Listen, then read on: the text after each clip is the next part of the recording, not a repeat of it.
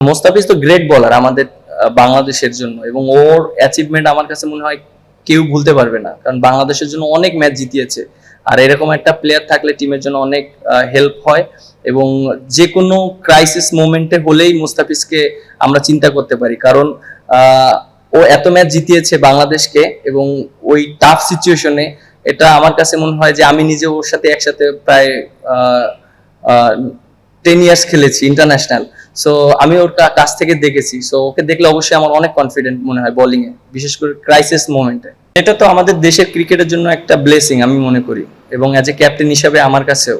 এবং এরকম যদি কন্টিনিউ 145-50 প্লাস যদি বল করতে পারে, এটা অন্য টিমের জন্য অনেক বাড়তি একটা মানে প্রেশার চলে আসে, কারণ অ্যাট দ্য সেম টাইম অনেক জোরে বল আসছে, রান করতে হবে, আবার উইকেটও বাঁচাতে হবে। সো এরকম অনেক সিচুয়েশন আসে, আর ও প্রথম থেকে শেষ পর্যন্ত একই গতিতে বল করতে পারে, এটা একটা মানে বিরাট অ্যাচিভমেন্ট আমার কাছে মনে হয়। এবং ও ওই অ্যাবিলিটি ওর কাছে আছে, এবং আর সবচেয়ে বড় কথা অনেক কনফিডেন্ট মাঠের ভিতরে। যখনই আমি ওকে বলি, ও বলে ভাই আমি অনেক কনফিডেন্ট এবং আমি ভালো করতে পারবো।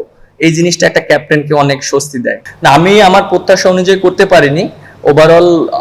আমি একটা জিনিস নিয়ে একটু ওয়ারিড ছিলাম, আমার বোলিংটা নিয়ে, কিন্তু লাস্ট 3টা সিরিজে আমার বোলিংটা আমার কাছে মনে হয় যে আমি আমার যেভাবে আমি বোলিং করতে চাচ্ছি আমি সেভাবে করতে পারছি। এবং অবশ্যই ক্রেডিট দিতে হবে আমাদের স্পিন কোচ মুস্তাক আহমেদকে, কারণ তিনি আমাকে মানে কাছ থেকে বোলিং করিয়েছেন। যখনই আমি একটু কনফিডেন্ট ছিলাম না, আমাকে বুস্ট আপ করেছেন, এবং আমাকে প্রত্যেকটা সেশনে আমাকে বোলিং করিয়েছেন, এবং আমার কাছে খুব ভালো লেগেছে, কারণ প্র্যাকটিসটা এত ভালো করেছিলাম যেটা আমার কনফিডেন্টটা চলে এসেছে। কারণ দেখেন যে হয়তো আমি অনেক উইকেট পাইনি, কিন্তু একটা জায়গায় মেনটেন করে বল করার চেষ্টা করেছি, এবং একটা অপোনেন্টকে সবসময় মানে চাপ দেওয়ার চেষ্টা করেছি একটা সাইড থেকে।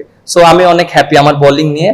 এবং ব্যাটিং যেটা বললেন, হ্যাঁ ব্যাটিংটা একটু স্ট্রাগল করেছিলাম, বাট আমি বিশ্বাস করি যে আমি খুব তাড়াতাড়ি আরো ভালো ব্যাটিং করতে পারি, কারণ আমার সেই অ্যাবিলিটি আছে। আমার কাছে মনে হয় শান্ত যেভাবে ব্যাটিং করেছে, এটা মানে পুরো মোমেন্টাম ঘুরিয়ে দিয়েছে।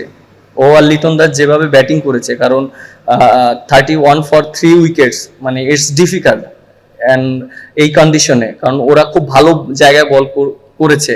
আর আমার কাছে মনে হয় যে ওরা যেভাবে রেসপন্সিবিলিটি নিয়ে খেলেছে, এটা একটা মানে আনবিলিভেবল, এবং এটা টিমের জন্য মোমেন্টাম পুরো চেঞ্জ করে দিয়েছে।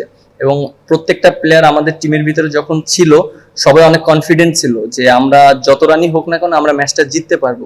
সো এরকম একটা স্টার্টের পর যে টিমের মোমেন্টাম অনেক চেঞ্জ হয়ে যায়, এবং সেটা আপনারা সবাই দেখতে পাচ্ছেন যে মাঠে আমরা কিভাবে ফিল্ডিং করেছি, যে প্রত্যেকটা প্লেয়ার যেভাবে ফোকাস ছিল এবং মানে ক্যাচগুলো ধরেছে, এটা একটা মানে টিমের জন্য অনেক পজিটিভ দিক ছিল। এবং ওরা দুইজনের জন্য আমাদের হয়তো আজকের ম্যাচটা আমরা জিততে পেরেছি, কারণ আমরা যদি টোটাল না দিতে পারতাম তাহলে আমাদের জন্য একটু ডিফিকাল্ট হয়ে যেত।